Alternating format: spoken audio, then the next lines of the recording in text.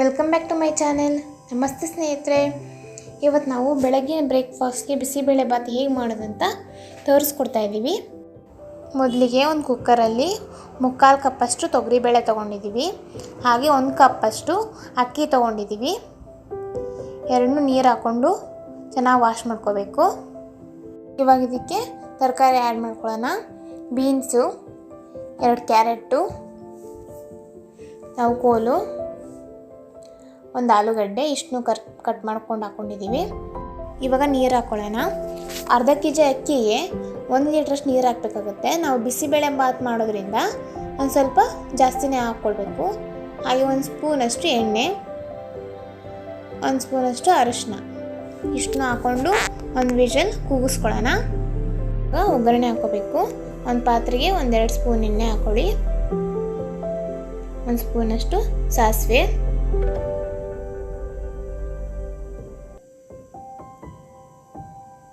1 spoon ಜೀರಿಗೆ, ನಂತರ ಕರಿಬೇವು, ನಂತರ ಕ್ಯಾಪ್ಸಿಕಮ್ ಹಾಕ್ಕೊಂಡಿದ್ದೀವಿ. ಸ್ವಲ್ಪ ಫ್ರೈ ಮಾಡ್ಕೊಳ್ಳಿ. ಹಾಗೆ 1 ಟೊಮೊಟೊ, ಇಷ್ಟನ್ನ ಹಾಕ್ಕೊಂಡು ಸ್ವಲ್ಪ ಹುರ್ಕೊಳ್ಬೇಕು. ಹಸಿ ಬಟಾಣಿ 1 ಕಪ್ಪಷ್ಟು ಹಾಕ್ಕೊಂಡಿದ್ದೀವಿ. ನಾವು ಇದನ್ನು ಅನ್ನದೊಳಗಡೆ ಬೇಯಿಸ್ಕೊಂಡಿಲ್ಲ, ಸಪ್ರೇಟಾಗಿ ಒಗ್ಗರಣೆ ಕೊಡುವಾಗ ಹಾಕ್ಕೊಂಡಿದ್ದೀವಿ ಹಸಿ ಬಟಾಣಿನ. ಅನ್ನ ಬೆಂದಿದೆ. ಇವಾಗ ಇದನ್ನು ಹುರ್ಕೊಳ್ಬೇಕು ಚೆನ್ನಾಗಿ. ಇದಕ್ಕೆ ಒಂದು ಸ್ವಲ್ಪ ನಿಂಬೆ ಗಾತ್ರದಷ್ಟು ಹುಣಸೆಹಣ್ಣು ನೆನೆಸಿಕ್ಕಿದ್ವಿ, ಅದರ ರಸ ಹಾಕ್ಕೊಳ್ಬೇಕು. ಹಾಕ್ಕೊಂಡು ಚೆನ್ನಾಗಿ ಕುದಿಸ್ಬೇಕು. ಒಂದು ಸ್ವಲ್ಪ ಬೆಲ್ಲ, ಹುಳಿ, ಸಿಹಿ ಎಲ್ಲ ಮಿಕ್ಸ್ ಚೆನ್ನಾಗಿ ಟೇಸ್ಟ್ ಬರುತ್ತೆ. ಇಷ್ಟನ್ನು ಚೆನ್ನಾಗಿ ಫ್ರೈ ಮಾಡ್ಕೋಬೇಕು. ಇದಕ್ಕೆ ಬೇಕಿರೋ ಬಿಸಿಬೇಳೆ ಬಾತ್ ಪೌಡ್ರನ್ನ ನಾವು ಮನೆಯಲ್ಲೇ ತಯಾರಿಸ್ಕೊಂಡಿದ್ದೀವಿ. ಅದನ್ನು ಹೇಗೆ ಮಾಡೋದಂತ ನೆಕ್ಸ್ಟ್ ವಿಡಿಯೋದಲ್ಲಿ ನಾವು ತೋರಿಸ್ಕೊಡ್ತೀವಿ. ಈಗ ಅದನ್ನು ಬಿಸಿಬೇಳೆ ಬಾತ್ ಪೌಡ್ರನ್ನ ಈಗ ಹಾಕ್ಕೊಳ್ಬೇಕು. ನಿಮಗೆ ಖಾರಕ್ಕೆ ತಕ್ಕಂತೆ ನೋಡಿಕೊಂಡು ಪೌಡ್ರನ್ನ ಹಾಕ್ಕೊಳ್ಳಿ. ಚೆನ್ನಾಗಿ ಮಿಕ್ಸ್ ಮಾಡ್ಕೊಳ್ಳಿ. ಹಾಕ್ಕೊಂಡು ಹೇಗೆ ಮಾಡೋದಂತ ತೋರಿಸ್ತೀವಿ.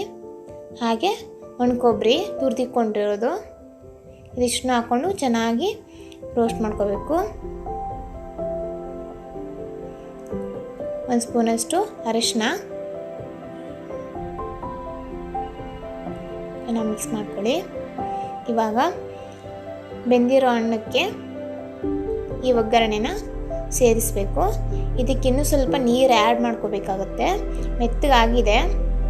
ಬಿಸಿಬೇಳೆ ಬಾತು ಫುಲ್ ಮೆತ್ತಗಿರ್ಬೇಕಲ್ವ, ಅದರಿಂದ ಇನ್ನು ಸ್ವಲ್ಪ ಬಿಸಿ ನೀರನ್ನ ಸಪ್ರೇಟಾಗಿ ಕಾಯಿಸಿಕೊಂಡು ಇದಕ್ಕೆ ಹಾಕ್ಕೊಳ್ಬೇಕು.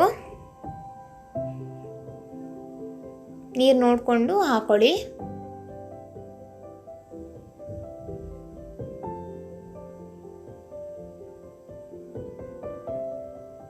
ನೋಡಿ ಆ ಕನ್ಸಿಸ್ಟೆನ್ಸಿ ಎಷ್ಟು ಬೇಕೋ ನೀರು, ಬಿಸಿ ನೀರನ್ನ ಸಪ್ರೇಟಾಗಿ ಕಾಯಿಸಿಕೊಂಡು ಹಾಕ್ಕೊಳ್ಬೇಕು.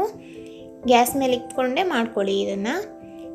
ನೋಡಿ, ರುಚಿ ತಕ್ಕಷ್ಟು ಉಪ್ಪು, ಆಮೇಲೆ ಒಗ್ಗರಣೆ ಕೊಟ್ಟಿರೋದನ್ನು ಇದಕ್ಕೆ ಹಾಕ್ಕೊಂಡು ಮಿಕ್ಸ್ ಮಾಡ್ಕೋಬೇಕು. ನಾವು ಮಾಡ್ತಿರೋ ಬಿಸಿಬೇಳೆ ಬಾತ್ ನಿಮ್ಗೆ ಇಷ್ಟ ಆದರೆ ನೀವು ಲೈಕ್ ಮಾಡಿ, ಹಾಗೆ ನೀವು ಮಾಡಿಬಿಟ್ಟು ಹೇಗೆ ಬಂತು ಅಂತ ಕಮೆಂಟ್ ಮಾಡಿ ತಿಳಿಸಿ.